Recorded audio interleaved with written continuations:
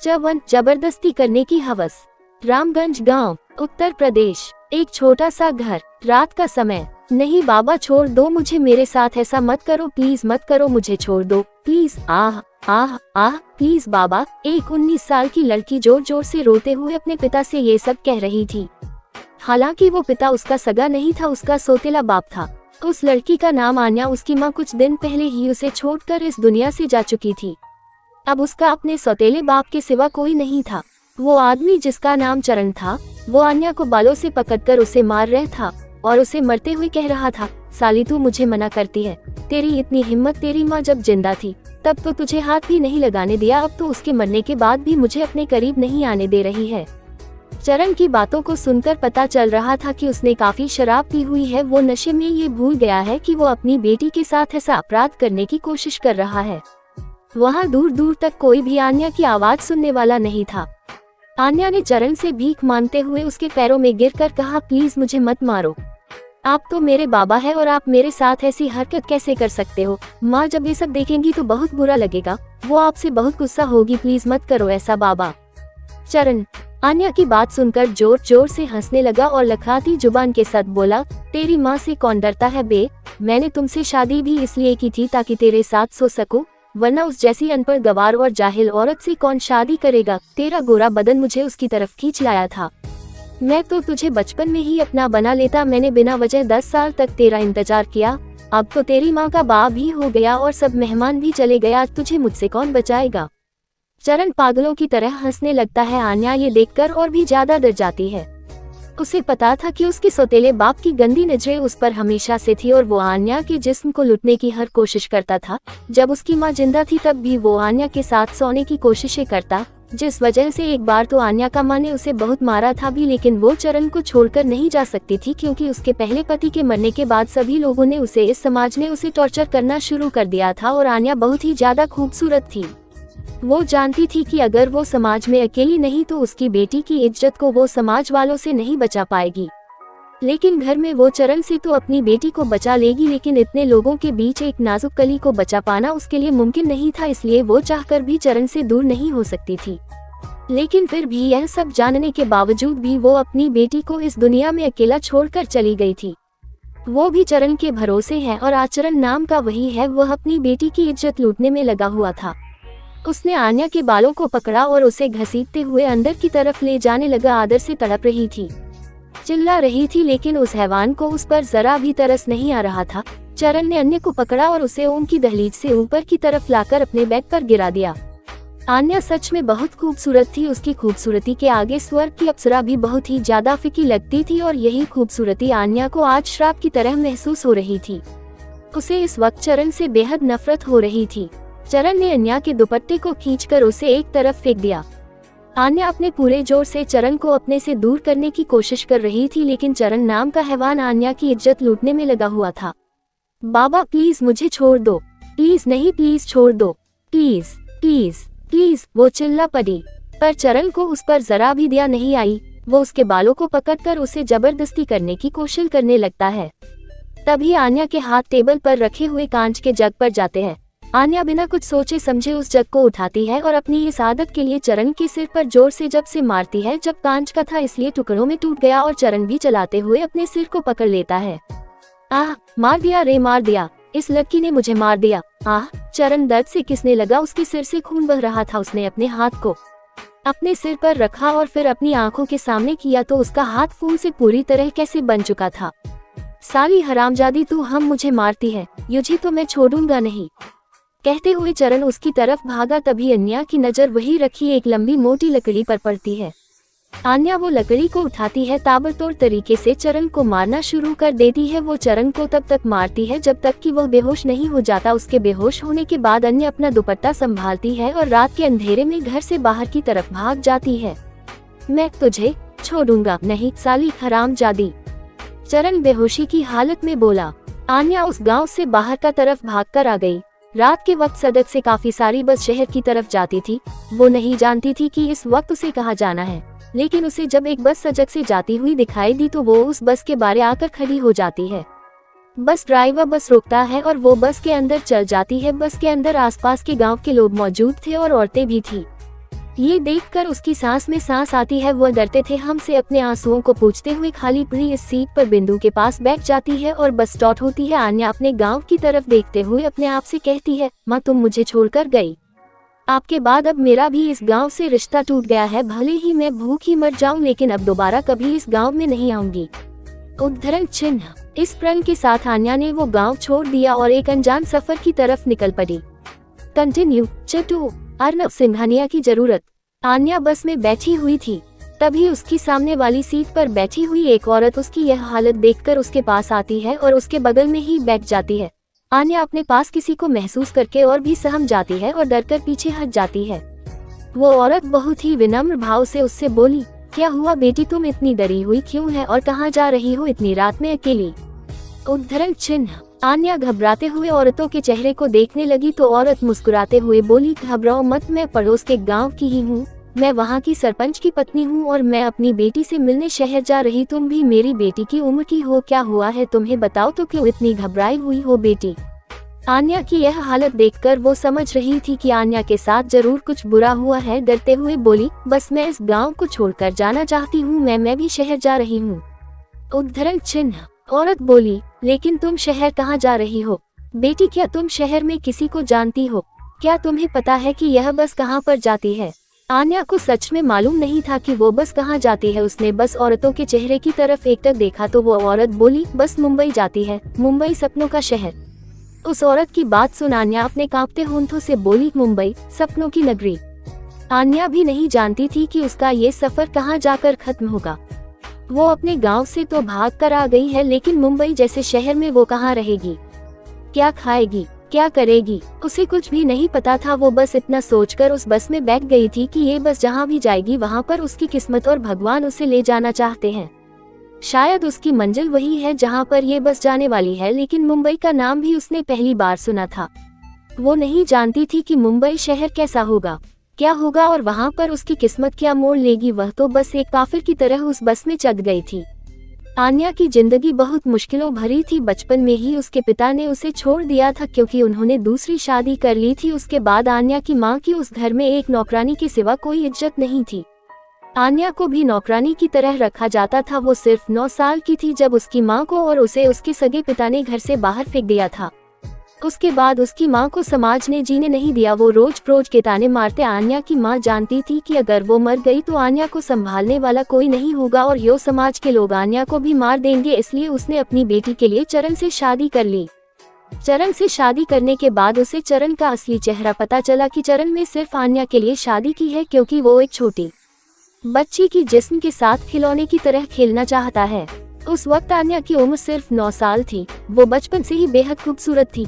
तब से चरण आन्या का फायदा उठाने और उसके साथ सोने के लिए तमाम कोशिश करता था, लेकिन आन्या की माँ हमेशा आन्या का बहुत ख्याल रखती। वो जानती थी कि अगर उसने जरा सी भी लापरवाही करी तो उसकी बेटी के साथ बहुत बुरा हो सकता है। एक माँ अपनी बेटी अपने बच्चों के लिए किस हद तक जा सकती है वो सिर्फ वही जानती है।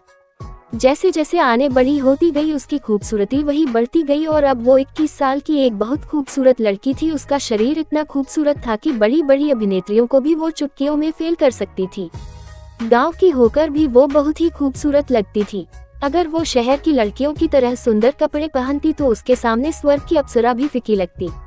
लेकिन अपनी माँ के जाने के बाद अन्याय बिल्कुल अकेली पड़ गई थी और अब तो वो भगवान के भरोसे और अपनी किस्मत के भरोसे मुंबई जैसे शहर में जा रही थी, जहाँ एक अलग दुनिया उसका इंतजार कर रही है। वहीं दूसरी तरफ एक बंद कमरा जिसमें एक लड़की बेड पर लेटी हुई है। उसकी गर्दन एक तरफ लटकी हुई है और उसके बाद झूल रहे हैं। उस लड़की ने बहुत कम कपड़े पहने हुए थे, शरीर पर बेहद पतली नाइटी थी और वो लड़की सेड्यूसिंग स्माइल के साथ सामने खड़े लड़के की तरफ देख रही है। उस लड़के ने शरीर पर बाथरोब लपेटा हुआ है और वो लड़का एक टक उस लड़की के बदन को देख रहा है। लड़कों का नाम अर्नब सिंघानिया है था। उसने अपने हाथ में ब्रेसलेट पहना हुआ था जिस पर एक शेर का निशान था। वो लड़की को बिना किसी एक्सप्रेशन के देख रहा था। इस लड़की ने अर्नब को देखकर अपने लोअर रीजन पर हाथ रखते हुए कहा, darling I can't control my self, please do it now. Arnab लड़की के चेहरे के एक्सप्रेशन देख रहा था। वो बहुत ही ज्यादा बेताब लग रही थी। उसकी एक्साइटमेंट का लेवल हाई था, लेकिन अर्नब के चेहरे पर ज्यादा कोई खास एक्सेप्ट नहीं गए। वो उस लड़की की तरफ देखते हुए बोला, रिमूव योर ऑल क्लॉथ्स। वो लड़की बोली, ये तो तुम भी कर सकते हो। मैं तो तुम्हारे कपड़े उतार दूंगी, मेरे तुम उतार दो। उस लड़की की बात सुनकर अर्नव उसे देखकर कोल्ड वॉइस में बोला, जितना मैंने कहा है उतना करो, मुझे ज्यादा बोलने वाली लड़कियां बिल्कुल भी पसंद नहीं है। अर्नव की बात सुनकर लड़की के चेहरे के एक्सप्रेशन थोड़े से गुस्से वाले हो गए। अगर कोई आम लड़का उसे देखता तो अब तक उसके साथ इंटीमेट हो चुका होता, लेकिन अर्नव उसके शरीर में क्या देख रहा था। अर्नव कहने पर लड़की ने अपने शरीर से सारे कपड़े निकाल दिया। वो बिल्कुल नग्न होकर उसके सामने लेटी हुई थी। अर्नव ने कुछ पलों तक उसके पूरे शरीर को देखा। ऐसा लग रहा था जैसे वो अपनी आंखों से उसके शरीर का एनालिसिस कर रहा है, और कुछ सेकंड के बाद वो लड़की के सामने से हट गया और उसने अर्नव ने अपने कपड़े पहनने शुरू कर दिया। ये देखकर वो लड़की बिल्कुल हैरानी से देखने लगती है। अर्नव ने अपने कपड़े पहने और अपने ब्लेजर को लेकर वहाँ से जाने लगा तो लड़की बोली, what nonsense is this, how डरे यू, तुम्हारी हिम्मत भी कैसे हुई मेरे साथ यह मजाक करने की। उद्धरण चिन्ह। लड़की बेहद भटकी हुई आवाज में बोली। उसकी यह बात सुनकर अर्नव के पैर अचानक रुक गए। कंटिन्यू। स्ट्रीट माफिया वर्ल्ड का डॉन अर्नव सिंघानिया। लड़की की बात सुनकर अर्नव उसकी तरफ पलट कर कहता है, तुम्हारा जिस्म मेरे किसी काम का नहीं है, और अगर तुम मुझे सिड्यूस वही कर पाए, अगर तुम मुझे सिड्यूस नहीं कर पाए तो तुम मेरे किसी काम की नहीं हो। लड़की अर्नव की बात सुनकर के गुस्से इसे देखते हुए कहती है, यह क्या मजाक है, तुम्हारे सेक्रेटरी ने मुझे अपॉइंट किया था और अब तुम कह रहे हो कि मैं तुम्हारे किसी काम की नहीं हूँ। तुम मुझे देखने के लिए यहाँ आए, अगर तुमने सिर्फ इतना करने के लिए मेरा वक्त बर्बाद किया है तो मैं तुम्हें बर्बाद कर दूंगी।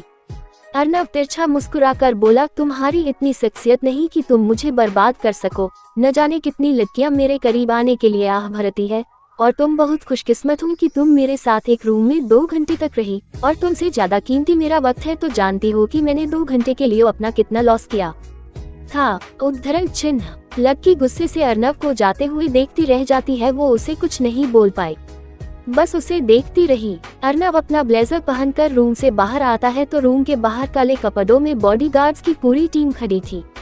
सभी ने काले रंग का ब्लैक सूट पहना हुआ था और काले रंग के गॉगल्स से उनकी आंखें ढकी हुई थी। अर्नव उन सभी में सबसे आगे चल रहा था। उसकी पर्सनैलिटी इतनी चार्मिंग थी कि लड़कियां उसने चांद पर फिदा हो सकती थी, लेकिन उसके अंदर की दहशत को कोई नहीं जानता था। वो माफिया वर्ल्ड का सबसे खतरनाक माफिया था। उसे अपना काम कैसे निकालना है उसे अच्छी तरह पता था। उसके सामने कुछ भी कहने से किसी की हिम्मत नहीं होती थी। एक तरह से वो साइको था। अगर उसे कोई चीज चाहिए थी तो वो किसी भी कीमत पर इस चीज को अपना बना लेता था। लेकिन उसे एक प्रॉब्लम थी, उसके दिल में कभी भी किसी भी लड़की को लेकर सेक्स की फीलिंग नहीं आती थी, और इसी वजह से वो हर रात एक नई लड़की के साथ होता था। वो पहले लड़कियों की बॉडी को चेक करता। अगर कोई लड़की उसकी बॉडी में मूवमेंट कर सकती तो सिर्फ वही लड़की उसकी पत्नी बनने लायक थी, लेकिन आज तक कोई भी लड़की उसकी उम्मीदों पर खरी नहीं उतरी थी। अर्नव एक बहुत बड़ा बिजनेस नहीं था, इसलिए काफी लड़कियां उसके आगे पीछे घूमते हैं, क्योंकि वो जानती थी कि एक बार अगर उनकी अर्नव से शादी हो गई तो उनकी जिंदगी बिल्कुल रानियों वाली होगी। और लड़कियों को सिर्फ उसका पैसा और लग्जरियस लाइफ दिखाई देती थी, लेकिन उसका साइको वाला साइड किसी ने नहीं देखा था। अर्नव होटल से निकलकर अपनी कार में आकर बैठ जाता है। उसके सभी बॉडीगार्ड्स भी कार के अंदर बैठ जाते हैं। सबसे आगे वाली कार में सिर्फ अर्नव और उसके सेक्रेटरी जीवन बैठा हुआ था। साथ ही आगे वाली सीट पर ड्राइवर, इसके अलावा पीछे 5 मर्सिडीज जिनमें उसके बॉडीगार्ड बैठे हुए थे। सारी कारें सड़क पर हवा की तरह उड़ने लगती हैं। ऐसा लग रहा था जैसे पूरी सड़क पर अर्नव का राज हो और यह सारी मुंबई सिर्फ अर्नव के पीछे चलती है। वहीं दूसरी तरफ बस में बैठी बैठी आन्या कब सो गई उसे भी पता नहीं चला। रात के करीब 2 बजे बज रहे थे, तभी उसके सीट के पास बैठी हुई उस औरत ने आन्या के मुंह पर एक कपड़ा लगाया जिसमें कुछ दवाइयां की। आन्या ने नींद में उन दवाइयों को सुन लिया और वहीं पर बेहोश हो गई। उसकी गर्दन एक तरफ झूल रही थी। उस औरत ने आन्या के सिर को अपने कंधे पर रखा और उसके चेहरे पर एक इविल स्माइल आ गई। उसने अपना छोटा सा कीबोर्ड वाला मोबाइल निकाला और किसी को कॉल किया। हेलो, एक अच्छा शिकार मेरे हाथ में लगा है और लड़की बहुत ही खूबसूरत है। 50,000 में सौदा करूंगी मैं इसका। अगर तुम्हें मंजूर है तो कल सुबह अपने अड्डे पर मिलना, मैं वहीं पर मिलूंगी, वो औरत मोबाइल पर बोली। वो औरत एक लड़कियों की स्मगलर थी। उसने झूठ बोला था कि वो पड़ोस वाले गांव की सरपंच की पत्नी है। ऐसा कुछ भी नहीं था। वो सिर्फ आन्या को अपने शब्दों के जाल में फंसा कर उसे अपने साथ ले जाना चाहते थे, और आन्या बहुत भोली थी। वो अपनों से भी धोखा खाई हुई थी, इसलिए उसे उस औरत की बात पर भरोसा हो जाता है, लेकिन उसके लिए बहुत ही ज्यादा खतरनाक थी, जिसका उसे अभी अंदाजा नहीं था। वही आन्या के बाप की उस घर में ही मौत हो गई। उसका बहुत सारा खून बह गया था, जिसके बाद उसने अपना दम तोड़ दिया था। वो सभी मर्सिडीज कार एक बड़े से बंगले के बाहर रुकती है। बंगला बहुत ही आलीशान था, इतना वालीशान कि उसकी खूबसूरती के बारे में बताया नहीं रह सकता। अगर कोई आम इंसान समझा तो देख ले तो उसकी नजरें कुछ पल के लिए जैसे उस बंगले को ही निहारती रह जाए। ये बंगला किसी और का नहीं बल्कि अर्नव सिंघानिया का है। सिंघानिया मेंशन में अर्नव की मां कौशल्या जी, उसके पिता पंकज सिंघानिया और उसकी छोटी बहन आजीविका सिंघानिया रहती है। घर वालों में भी अर्नव का बहुत खौफ था, इतना खौफ कि कोई भी जब गुस्सा होता था तो उसके सामने आने से हटाता था। अर्नव हमेशा अपने मन की करता था, कभी भी किसी की नहीं सुनता था और उसकी इसी क्वालिटी ने उसे बेखौफ बना दिया था। अर्नव अपनी माँ और अपने पापा से बहुत प्यार करता था। बहन के लिए भी उसका प्यार बहुत आता था, लेकिन कभी भी उसका गुस्सा किसी पर भी फूट पड़ता था। हालांकि वो घर में एकदम शांत रहने की कोशिश करता था, लेकिन उसका गुस्सा इतना ज्यादा था कि हर दिन उसके गुस्से से वो पूरा मेंशन गूंजता ही रहता था। इसके अलावा अर्नव का सेक्रेटरी जीवन भी उनके साथ ही रहता था। जीवन अर्नव का लेफ्ट और राइट हैंड था। अर्नव और उसकी फैमिली को जीवन पर बहुत ज्यादा भरोसा था। जीवन उनके परिवार के सदस्य जैसा था और इसके साथ ही जीवन का मिजाज और नाम से बिल्कुल ही अलग था। वो हमेशा हंसता खेलता मुस्कुराता रहता था और कभी भी किसी भी बात पर से गुस्सा आता ही नहीं है, यहाँ तक कि अगर कोई उसकी इंसल्ट भी करता तो भी वो मुस्कुरा देता था। अर्नव की माँ कौशल्या एक बहुत ही नेक दिल की औरत थी। उनको समाज सेवा का बहुत ज्यादा शौक था, इसलिए को हमेशा समाज सेवा पर बहुत ध्यान देती है। वहीं पंकज जी अर्नव के पहले अपना बिजनेस संभालते थे, लेकिन अर्नव ने उनके बिजनेस को इतनी अच्छी तरीके से संभाला हुआ था कि उनको अब बिजनेस में ध्यान देने की जरूरत ही नहीं थी। अर्नव अपने रूम में आया, उसने अपने रूम के डोर को क्लोज किया और सीधा वॉशरूम की तरफ चला गया। उसने अपने कपड़े खोले और वॉशरूम में उसने शावर ऑन किया और उसके नीचे जाकर खड़ा हो गया। उसने अपनी आंखें बंद की। वो कुछ देर वही खड़ा भीगता रहा। वो अपने आप से बोला, आई नीड अ गर्ल। मैं भी एक आम इंसान की तरह जीना चाहता हूँ, but my sexual desire is not working. आखिर कब मुझे वो लड़की मिलेगी जिसकी मुझे तलाश है? आखिर कब? कहते हुए अर्नव ने दीवार पर एक मुक्का मारा और वही घंटों तक खड़ा भी रहा। कंटिन्यूड। आखिर आन्या कैसे मिलेगी? एक माफिया और आलिया की किस्मत से कहां लेकर जाएगी? क्या मुंबई जैसे शहर में वह भी अपनी पहचान खो देगी या फिर एक नई जिंदगी उसका इंतजार कर रही है? जानने के लिए पढ़ते रहिए माफिया किंग की इनोसेंट वाइफ।